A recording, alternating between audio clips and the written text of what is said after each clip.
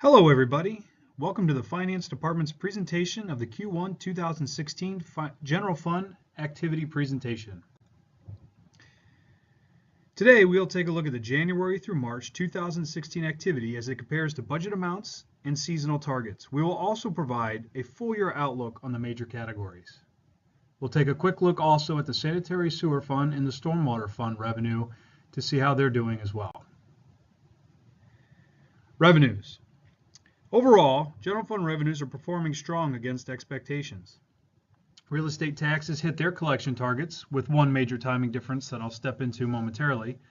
Development revenues are continue to be very strong. Recreation revenues are hitting targets. Police enforcement and parking revenues continue to lag expectations, but certainly not by a significant amount. Business privilege and mercantile tax, the due date isn't until May, so it's too early to determine if expectations will be met there. As for business privilege and mercantile tax, the audit revenue is ahead of expectations. On the expenditure side, overall expenditures are in line with expectations to date. On the aggregate, departmental spending is less than budgeted.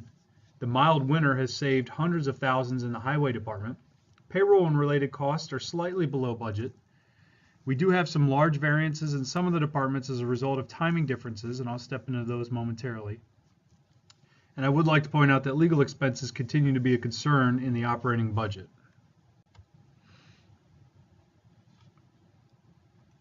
General fund total revenues. The full year revenue is expected to be $34.1 million. Through March, seasonal trends suggest that we should have collected approximately 39% or $13.3 million.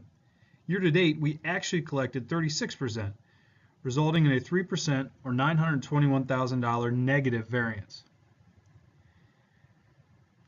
The reason for the negative variance, there's a large escrow withholding transaction of approximately $1.8 million that occurred in April this year versus March in prior years. And it's just a timing difference on the deposit over a weekend.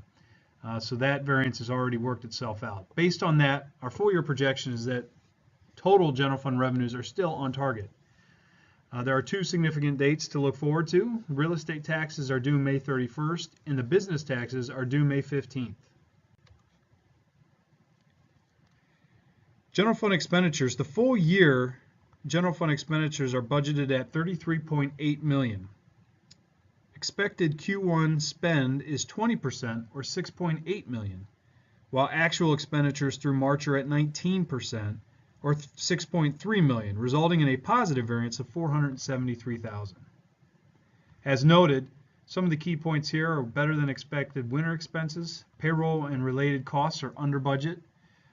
The variance would be larger except for some timing differences in the Police and Emergency Operations Center, which I'll touch on in a moment. All that being the case, all that being said, we project that the full year general fund expenditures will be on target. General fund net revenues. The full year net revenue amount, which is the result of taking total revenue minus total expenditures, is budgeted to be about $235,000. Our quarter one expected net revenue is expected at $6.5 million.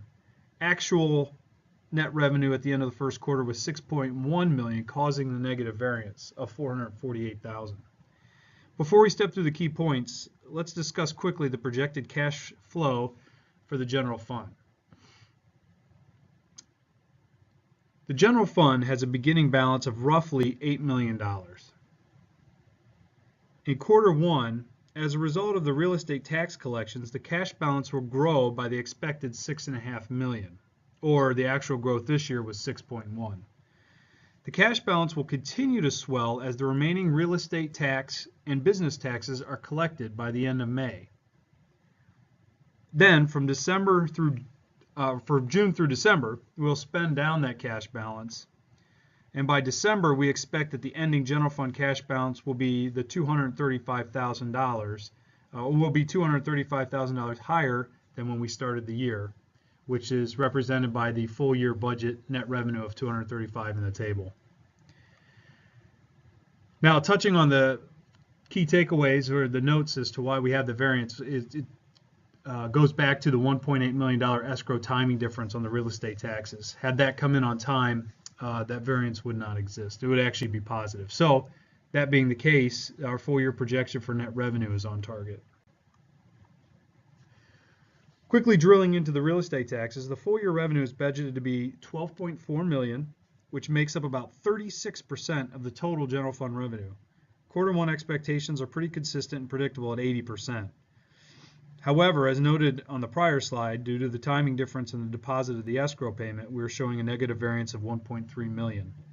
Obviously, once the timing difference is resolved, real estate taxes will be on target. The due date for the face value of these is May 31st. However, history has shown that 80% of the real estate taxes are paid during the discount period, which concluded on March 31st. Act 511 taxes consist of the real estate transfer, which is paid in monthly increments, the local services tax, which is paid in quarterly installments, and the business privilege mercantile taxes, which are paid in annual installments. The full year budget for this revenue group is $14.2 million, which represents 42% of the general fund revenues. Quarter one targets based on historical trends are set at 14%. Actual quarter one revenue met that 14% expectation almost exactly. While hitting the Q1 target is a good start, it's important to note that it's only 14% of the total, and that with the due date not being until May 15th, it's too early to determine if revenues will meet expectations. All other general fund revenue is expected to be $7.1 million, which is 22% of the total general fund revenue, and it consists of permits, development revenues, interest, grants, fines and enforcement, and others. The first quarter target suggests that 18% should have been received by March 31st, while actual receipts are at 23%, resulting in a positive variance of 5%, or the $329,000. Driving that positive variance are the collections to date in building permits, recreation revenue, and the township did receive an extra $32,000 in 2016, which just represents payments that we did not get in 2015. That being the case, the full year projection for this group is that we are on target, if not a little ahead of target. Switching gears to the expenditure side of operations, the general government group consists of the administration, finance, treasurer, and IT. As the table and graph indicate, administration has a positive variance in spite of the fact that legal fees are coming in higher than budgeted. The positive variance then is the result of the lower than expected contractual services to date. Finance is showing a negative variance as a result of legal and audit fees incurred as part of the Act 511 administration. Please note that these expenses are directly related to the amount of audit revenue generated. As noted earlier, audit revenue is higher than expectations as well. Protections of persons and property includes community development, police, our contributions to the fire companies, as well as the Township's Emergency Operations Center, or EOC. Quarter one shows positive variances in community development as a result of lower payroll and contractual service expenditures than expected, while police is showing a significant negative variance, and this is the result of timing differences in when the OPEB and pension, or MMO, payments were made this year versus in prior years. As you can see in the key points, the township made significant OPEB and pension payments in March of 2016, when historically we make those payments in September. The reason for making these payments earlier this year was due to more flexible general fund cash flow and the desire to not call trust or pension investments to meet our pension and or OPEB cash flow needs. We also want to point out that the police department had $110,000 in unbudgeted workers' comp expense in quarter one. That negative variance, however, at this point is being offset by the fact that we have a vacant patrol position, and we're realizing some savings there. Finally, the EOC expenses, the $234,000, represent the costs incurred as part of the Villanova Final Four appearance and are expected to be reimbursed in quarter two.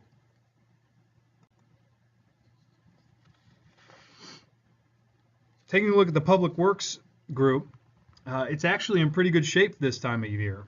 I say that because normally the highway department after winter is usually over budget as a result of the salt expenses. However, this year, because of the mild winter, we actually still have 177,000 in unspent appropriations when normally we are over budget. At the same time, taking a look at the building and grounds, the only department in this group that has a negative variance, that is the result of several significant HVAC repairs at the Township building that occurred in the first quarter. The Parks and Recreation group consists of the Recreation and Community Programming Department, which includes administration, recreation programs, and Sulpizio Gym. Also included in this group is the Park Maintenance Division of the Public Works Department and the Shade Tree Maintenance Cost Center. All of these departments are showing positive variances to date, resulting from lower supply costs and due to some timing differences in when expenses are hitting this year versus in prior years. We expect, however, that those timing differences will be resolved by the end of the year, at which time the expenses will be closer to full year budget amounts.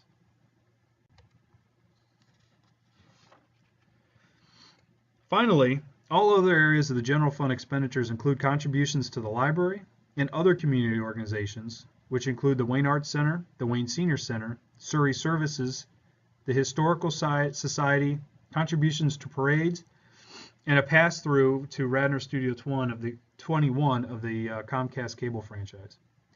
Other cost centers reported this group also include township insurances as well as retiree benefits, which is mostly healthcare or OPEB.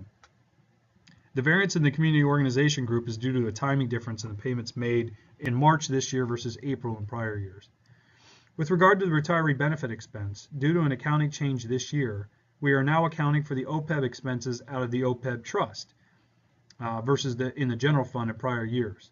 So rather than having regular monthly expenses for healthcare premiums, this line will contribute funds to the OPEB trust in a similar fashion as the other pension or MMO payments. That is why we have only expected to spend 2% in quarter one. By quarter three, this full amount will have been transferred to the OPEB trust. Leaving the general fund, let's look quickly at the sanitary sewer rent after quarter one. Please note that the sanitary sewer activity is accounted for in its own segregated fund and is not part of the general fund. Also, note that most of these revenues, approximately $4 million, is paid to the RHM Sewer Authority. As you can see, quarter one is far too early to get a sense on how these revenues are performing. The billing period begins and ends in April.